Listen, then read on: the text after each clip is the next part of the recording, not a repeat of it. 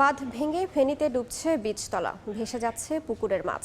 এদিকে ১০ বছরে ৭০০ কোটি টাকা খরচেও ভাগ্য বদলায়নি সিলেট নগরীর, পানিবন্দী বহু মানুষ।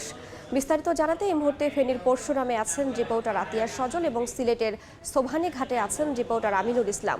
শুরুতেই সরাসরি যাচ্ছি সজলের কাছে। গত সোমবার রাতে যে পানি ঢুকে এবং মুহুরী নদীর পানি বৃদ্ধি পেয়ে যে ৫টি জায়গায় ভেঙেছিল মুহুরী নদীর বাঁধের, সেই ৫টি ভাঙা অংশ দিয়ে কিন্তু পানির প্রবেশ এখনও অব্যাহত রয়েছে। আমরা রয়েছি যে পরশুরামের শালধর এলাকায়, যেখানে কিন্তু দেখতে পাচ্ছেন যে নদী থেকে পানি এসে কিভাবে বাঁধের ভাঙা অংশ দিয়ে হু হু করে প্রবেশ করছে, এবং এই যে পানি প্রবেশের কারণেই কিন্তু এখন মাঠে কিন্তু আমন বীজতলা রয়েছে।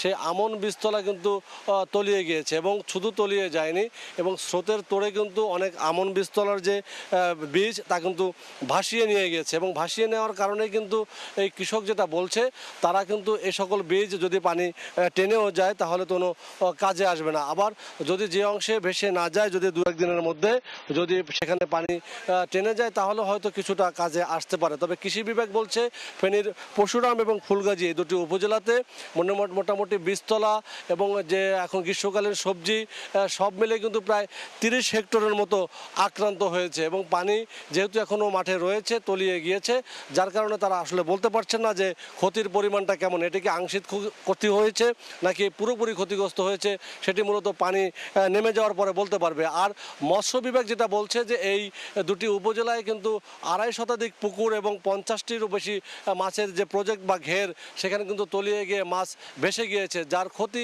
কমপক্ষে ৬০ লাখ টাকারও বেশি বলে দাবি করছে। তবে স্থানীয়রা যারা ক্ষতিগ্রস্ত হয়েছেন তারা বলছেন তাদের যে পরিমাণ মাছ এবং ভেসে গিয়েছে বিভিন্ন পুকুর এবং মৎস্য ঘের থেকে, তা কয়েক কোটি টাকার ক্ষতি হয়েছে। এবং আপনাকে যদি বলি, এই ক্ষতিটি কিন্তু প্রতি বছরই একাধিকবার এখানে হয়, এবং প্রতি বছর একাধিকবার বাঁধ ভাঙে।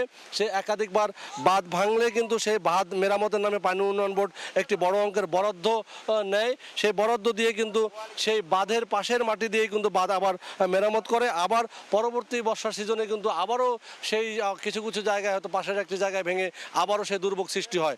যদিও গতকাল যে পানি সম্পদ প্রতিমন্ত্রী যিনি এসেছিলেন জাহিদ ফারুক, তিনি যেটা আশ্বাস দিয়েছেন যে আগামী বর্ষা মৌসুমের আগেই ৮৩৫ কোটি টাকা ব্যয়ে এই বাঁধটি পুনরায় বা মেরামত করে বা যেভাবে স্থায়ীভাবে একটা সমাধান করা যায় তার একটা ব্যবস্থা তারা করবে। যদিও স্থানীয়রা এই আশ্বাসটি বারবার শুনে আসছে প্রতি বছর, কিন্তু তারা চান এই আশ্বাস নয়, এটির বাস্তবায়ন। আমরা এখন চলে যাব যে সিলেটের, যে সেখানে বন্যা পরিস্থিতি জানাতে রয়েছেন আমাদের আরেক সহকর্মী আমিনুল ইসলাম। দফায় দফায় সিলেটের নিম্নাঞ্চলের মানুষের কিন্তু প্লাবিত অংশে চলাচলে ভোগান্তি বাড়ছে, এবং ক্রমাগত হারে বৃষ্টি হচ্ছে, অনেক সময় বৃষ্টি ছাড়ছে, কিন্তু এই যে অবস্থার কোনো উন্নতি হচ্ছে না। আপনারা এই মুহূর্তে যেটি দেখতে পাচ্ছেন, সিলেটের সদর উপজেলার আমরা নিম্নাঞ্চলের একটি এলাকায় রয়েছি। এই এলাকার মানুষের গেল ৩ থেকে ৪ দিন যাবৎ প্রায় একই অবস্থা, এরকম সড়ক ডুবে রয়েছে, চলাচলে মানুষের ভোগান্তি বাড়ছে। তো এই ভোগান্তি নিয়ে আসলে তাদের নিত্য প্রয়োজন সারতে মানুষজন বেরোচ্ছেন। ব্যবসা প্রতিষ্ঠান যেগুলো রয়েছে সেগুলোর সামনেও পানি, এবং এই পানি মারিয়েই ক্রেতা বিক্রেতাদের প্রতিদিনকার যে চিত্র, তাদের যে বাণিজ্য, সেটিও তারা চালিয়ে নিচ্ছেন। তো এইভাবেই আসলে সিলেটের কোম্পানিগঞ্জ, গোয়াইনঘাট, সীমান্তবর্তী যে এলাকাগুলো, সেই এলাকাগুলোর মানুষের এই দুর্ভোগের চিত্র কিন্তু আমরা দেখছি।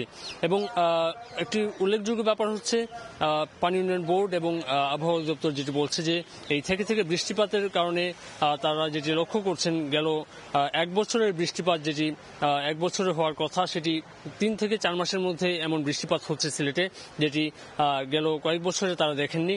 এবং আগামী ৭ থেকে ৮ দিন পর্যন্ত এরকম বৃষ্টিপাত চলবে, এবং ভারতের যে মেঘালয়ের বৃষ্টিপাত হচ্ছে, এর ঢল কিন্তু নদীগুলো দিয়ে নামছে। আপনারা জানেন যে সিলেটে প্রায় ১১টি পয়েন্টে বিপদসীমার পানির যে রিডিং, সেটি কিন্তু তারা পর্যবেক্ষণ করেন। এখন পর্যন্ত প্রায় ৬টির বেশি পয়েন্টে কিন্তু পানি বিপদসীমার উপর দিয়ে বইছে।